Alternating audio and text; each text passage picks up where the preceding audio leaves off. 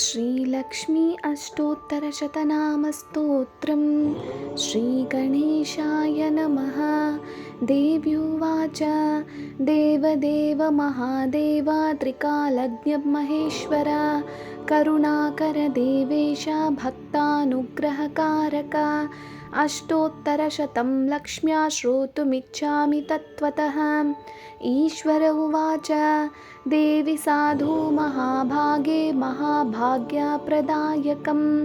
सर्वैश्वर्यकरं पुण्यं सर्वपापप्रणाशनं सर्वदारिद्र्यशमनं श्रवणात् भुक्तिमुक्तिदं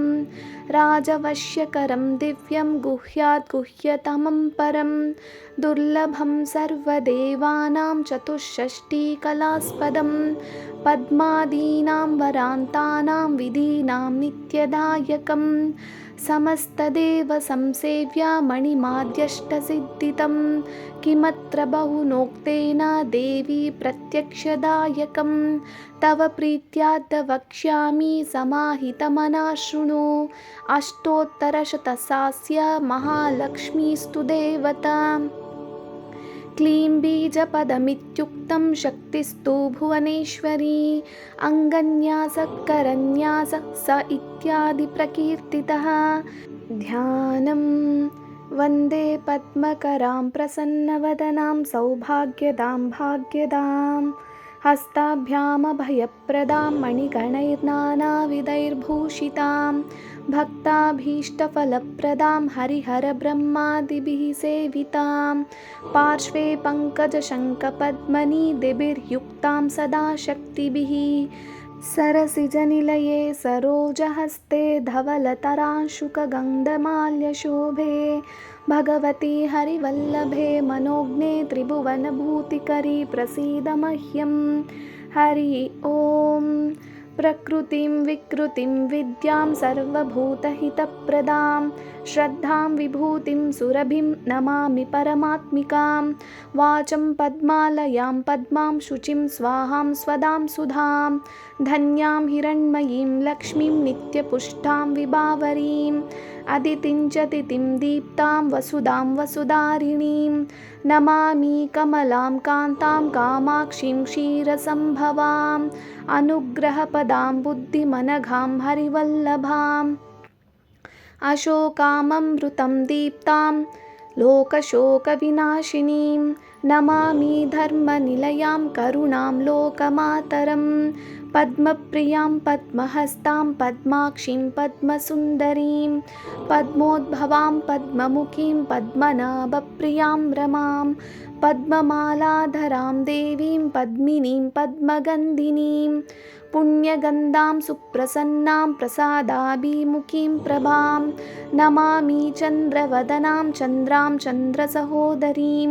चतुर्भुजां चन्द्ररूपां इन्दिरामिन्दुशीतलाम्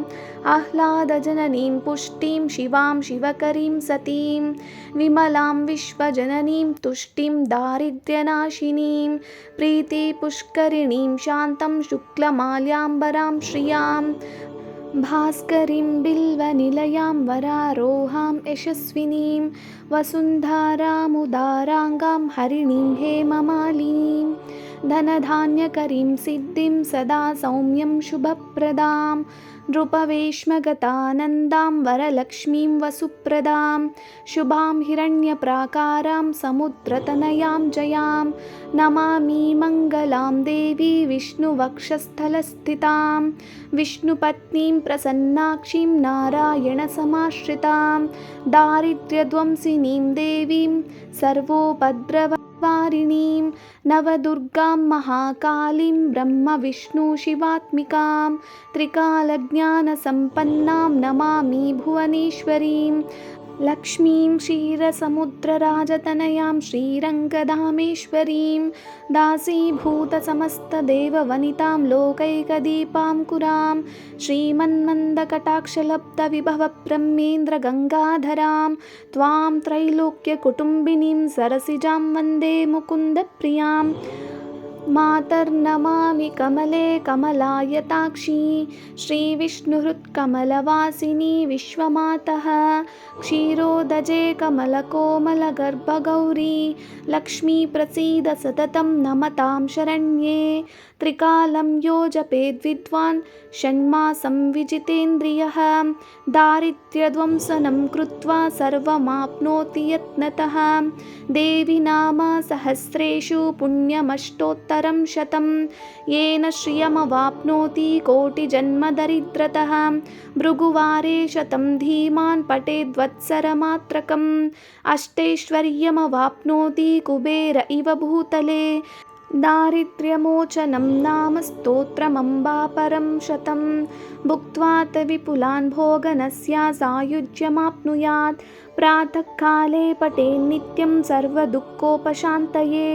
पठंस्तु चिन्तयेद्देवी सर्वाभरणभूषिताम् इति श्रीलक्ष्म्याष्टोत्तरशतनामस्तोत्रं